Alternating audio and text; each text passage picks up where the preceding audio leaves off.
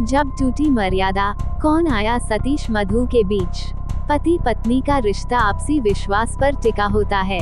कोई आदमी किसी पर सबसे अधिक विश्वास करता है तो अपनी पत्नी पर। पत्नी ही तो उसकी सबसे अच्छी दोस्त और जीवन साथी होती है। ऐसे में पति उस पर अगाध विश्वास न करे तो भला किस पर करे।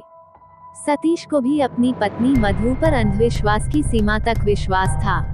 उसका ये यकीन तब दरका जब एक दिन अचानक तबीयत खराब होने से शाम को वह जल्दी घर लौट आया।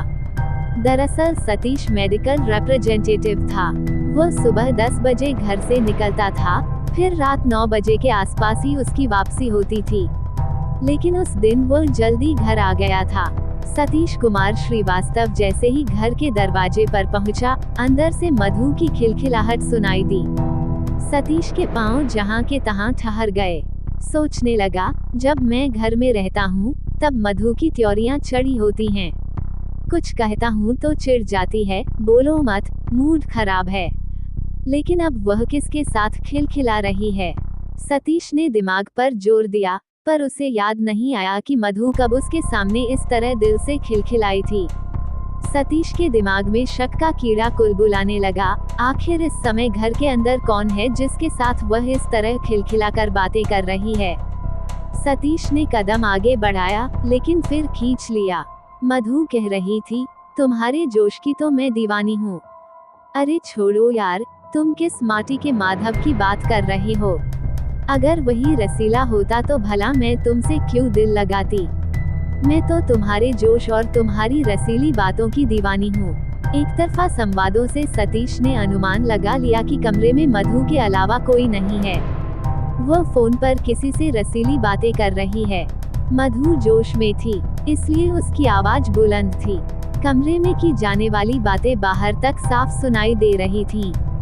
बातें सुनकर सतीश की खोपड़ी घूम गई। मधु बीवी मेरी और जोश का गुणगान कर रही है किसी दूसरे का। सतीश ने गुस्से में दरवाजे पर लात मारी।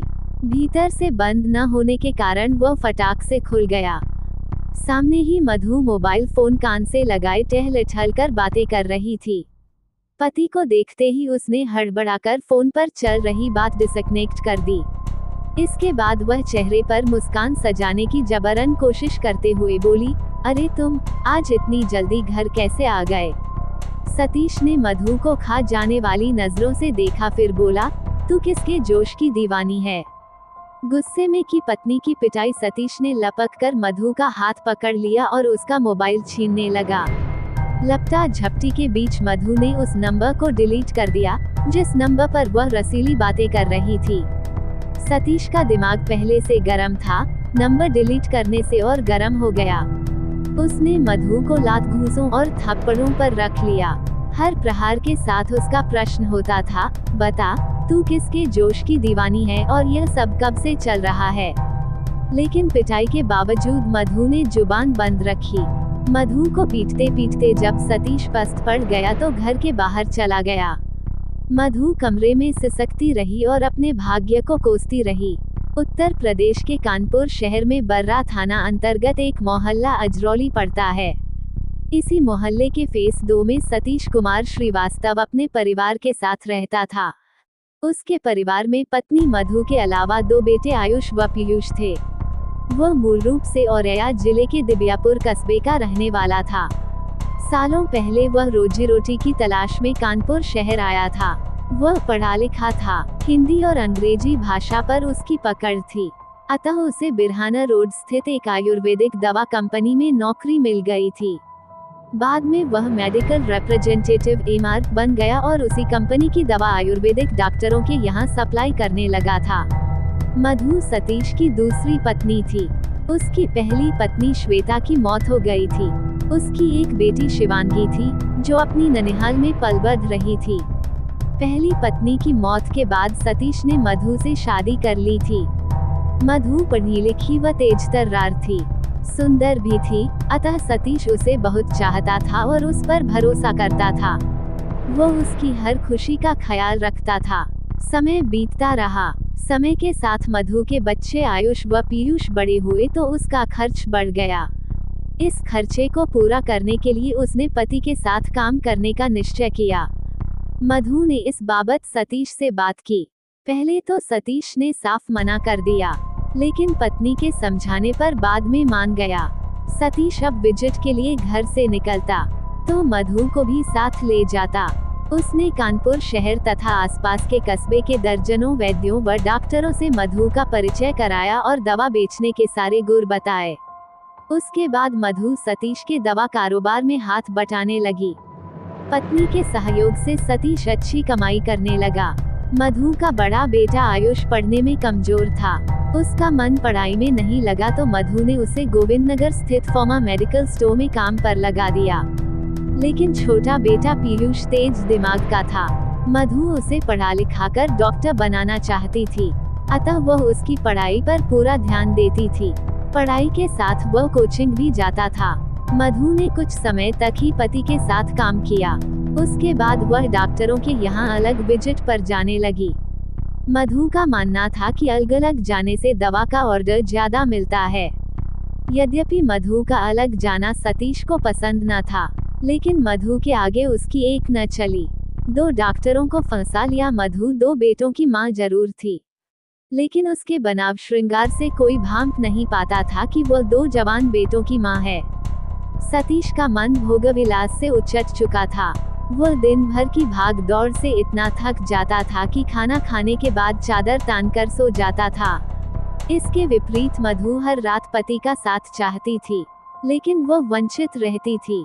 मधु को जब पति का साथ नहीं मिला तो उसने घर के बाहर ताकझांक शुरू की।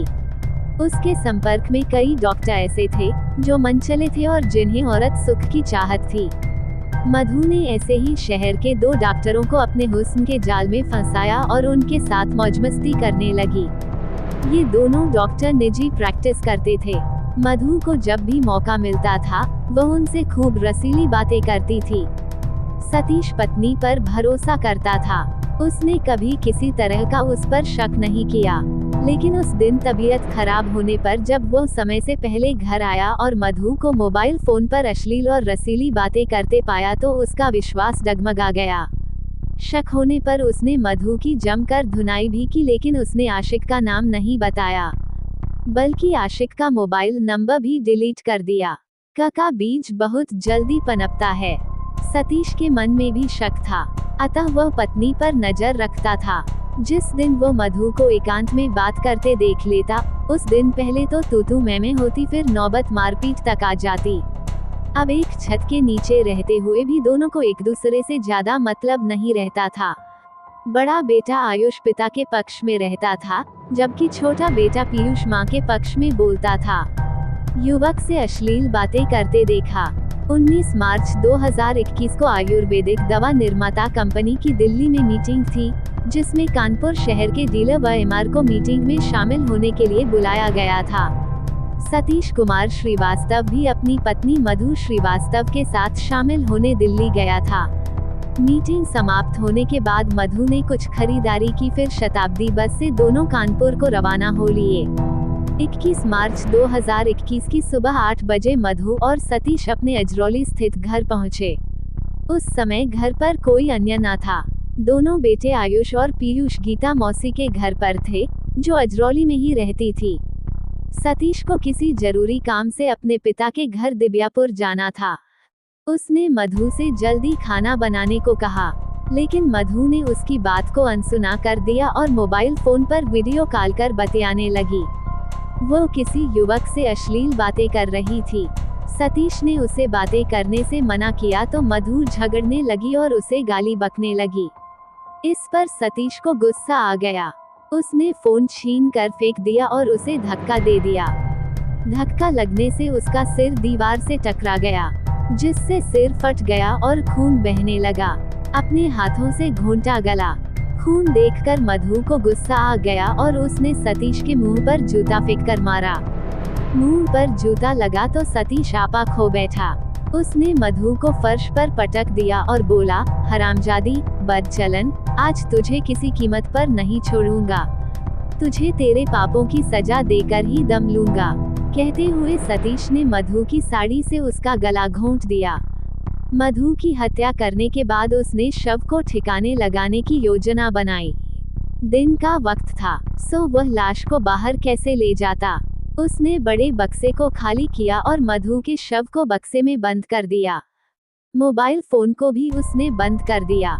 शाम को दोनों बेटे घर आए तो सतीश ने बताया कि मधु किसी का फोन आने पर घर से निकली थी, तब से नहीं आई। इसके बाद वह आयुष और पीयूष के साथ मधु की खोज करता रहा। अगली सुबह सतीश ने बड़े बेटे आयुष को गुमशुदगी दर्ज कराने थाना बर्रा भेजा। वहां पुलिस ने गुमशुदगी दर्ज कर मधु की तलाश शुरू कर दी। पुलिस को गुमराह करने के लिए सतीश ने मधु का मोबाइल चालू कर सड़क से गुजर रहे एक लोडर में फेंक दिया। रात में सतीश ने शव को बक्से से निकाला, लेकिन गर्मी की वजह से शव फूल चुका था और उससे दुर्गंध आने लगी थी। पीयूष ने बदबू की बात की तो भेद खुलने के भय से सतीश ने उसे गीता मौसी के घर भेज दिया। आधी रात के बाद सतीश ने एक बार फिर शव को ठिकाने लगाने की सोची। वह शव कमरे से घसीटकर गेट तक लाया, लेकिन उसकी हिम्मत दगा दे गई। शव उठाते समय बाल व खाल उसके हाथ में आ गए। शव सड़ने लगा था। सवेरा होने से पहले सतीश ने गेट पर ताला लगाया और फरार हो गया। पड़ोसियों ने की पुलिस से शिकायत। 23 मार्च 2021 की सुबह सतीश के पड़ोसियों ने सतीश के घर से भीषण दुर्गंध महसूस की तो उन्होंने थाना बर्रा पुलिस को सूचना दे दी। सूचना पाते ही थाना प्रभारी हरमीत सिंह टीम के साथ सतीश के घर पहुंचे। ताला तोड़कर वह घर के अंदर घुसे तो गेट के पास ही उन्हें सड़ी गली महिला की लाश मिली। पड़ोसियों ने तुरंत लाश को पहचाना। उन्होंने बताया कि लाश सतीश की पत्नी मधु श्रीवास्तव की है। थाना प्रभारी की सूचना पर एसपी साउथ दीपक भूक तथा डीएसपी विकास पांडे भी आ गए। उन्होंने मौके पर फोरेंसिक टीम को भी बुला लिया।